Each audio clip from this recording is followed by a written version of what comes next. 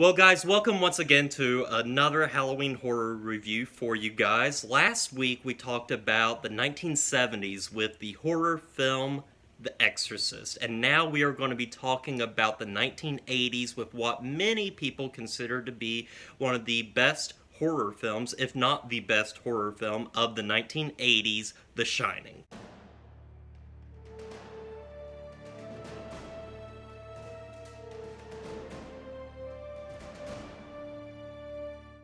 The Shining was directed by Stanley Kubrick and stars Jack Nicholson and Shelley Duvall and is loosely based off of the novel by Stephen King, following the Torrance family as they go to the Overlook Hotel to be the caretakers for the winter season. And as soon as they settle in, strange things begin to happen as the hotel begins to play with their minds, especially with their young son and the father. Guys, The Shining is a classic horror film that many people cite as one of the greatest horror films of all time, but when it was originally released, it was presented with lukewarm reviews. Many people didn't really like it. Some people actually liked it, but it was a film that was really divisive back in the day and has only gotten better with time. And people have really started to see it as the classic film that it is. And guys, this is a really good film. And it's not without its flaws, of course, but it is far better than what people said back in the day, especially in terms of the performances, especially with Shelley Duvall, who got a Worst Actress nomination for this film. I'm not sure she won it, but that should never have happened, and especially with Stanley Kubrick being nominated for Worst Director for this movie. But anyway, let's get started with the review. Right off the bat, when I started this film, the cinematography is what caught my eye. The sweeping shots of the Colorado landscape in the very beginning of this film were just absolutely gorgeous, and with that haunting score played throughout the beginning of the film, it really set the tone for what we were about to get into, that we were diving deep into darkness. And I loved those opening shots of following the car from like a helicopter and it making its way to the Overlook Hotel. It was just absolutely gorgeous to look at. And that is something that is apparent through the entire film. Stanley Kubrick has a particular style that he likes to do, and his style is throughout this film. If you watch any of his films, especially his later films, you will see his style is very consistent. He loves angles in his films. He loves putting like characters right in the center of the frame. He loves basically long hallways. He loves everything just at an angle like that. And you see that throughout the film. And some of my favorite shots in this film are with Danny Torrance on his tricycle as he's riding down the halls of the hotel, and it's basically just one long tracking shot, split up several times. And what's great about with these moments is the horror that comes, but we never truly see it until the very end with the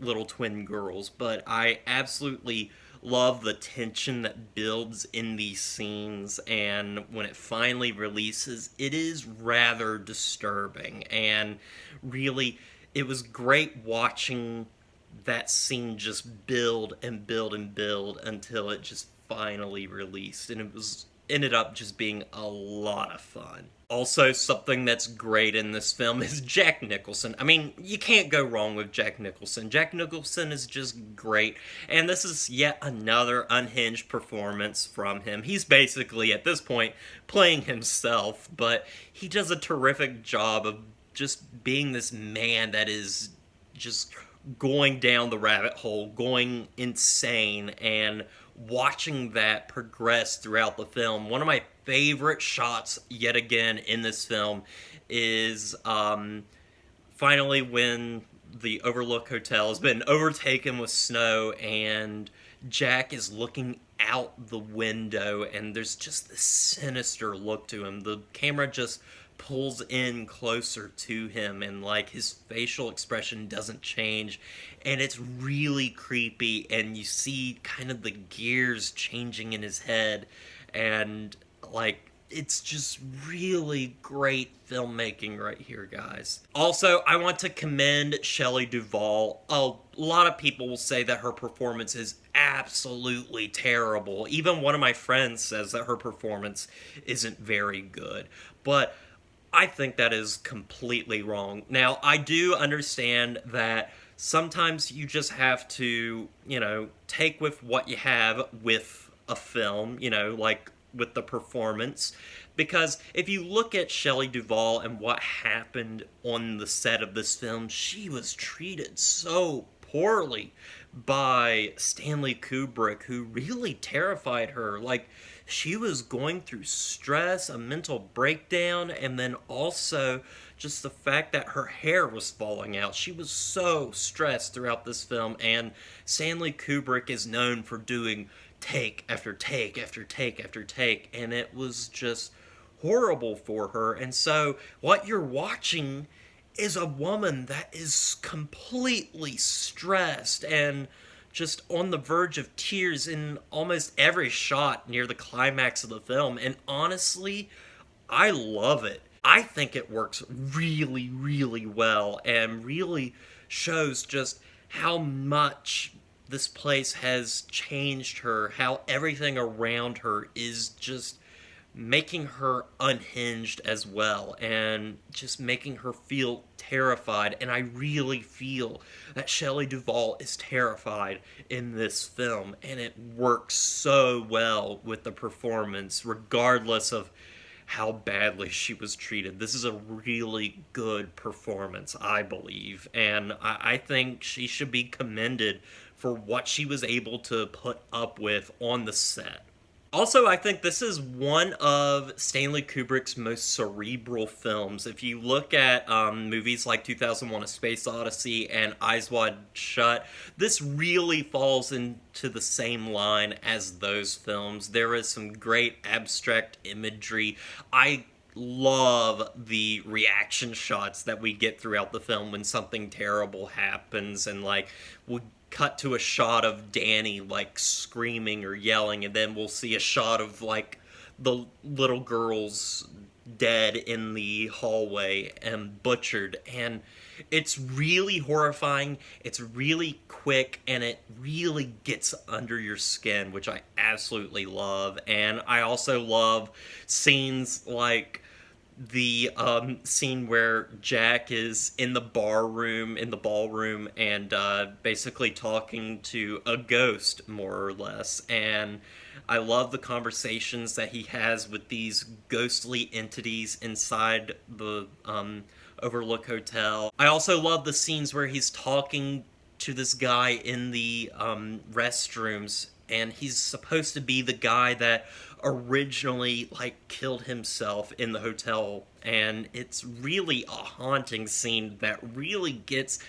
more tense as you watch that scene, and is really good. And the sequence near the end where Danny is running around in the maze and you don't know like how far or close him and Jack are to each other, it's really disorienting. I love that maze so much. I'm glad that is in the film. It is just a wonderful image, and makes for a really fun climax. I love mazes, so there's that.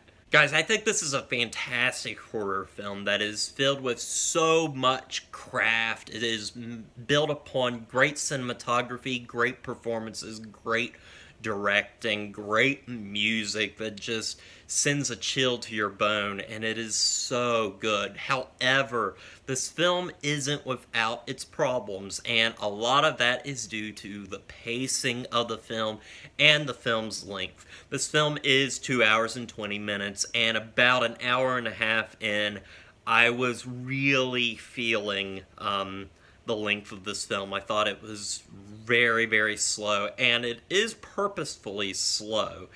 but I feel like sometimes the film just could have been trimmed down a little bit to make it a more tighter film. But really, I feel like it's Stanley Kubrick being like, no, you are going to be trapped in this hotel with these people. I am going to keep you for as long as I want.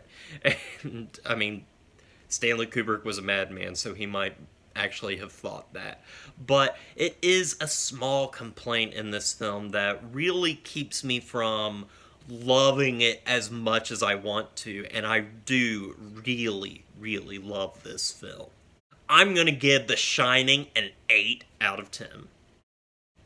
Well, guys, I want to thank you for watching this review. I hope you enjoyed it. What do you think of The Shining? Is it a classic like everybody says, or is it a tad overrated? I really wanted to talk about this film because the new film is coming out this month, actually, Dr. Sleep, the sequel to The Shining. So I thought this was the perfect time to talk about this movie right before that movie comes out. But anyway, guys, I want to thank you for watching this review. I hope you enjoyed it, as I said before. And also, if you're interested, I will be talking about the 1990s next week with our next horror film in the form of a classic film that everybody that I know absolutely adores and loves. It was nominated for Best Picture.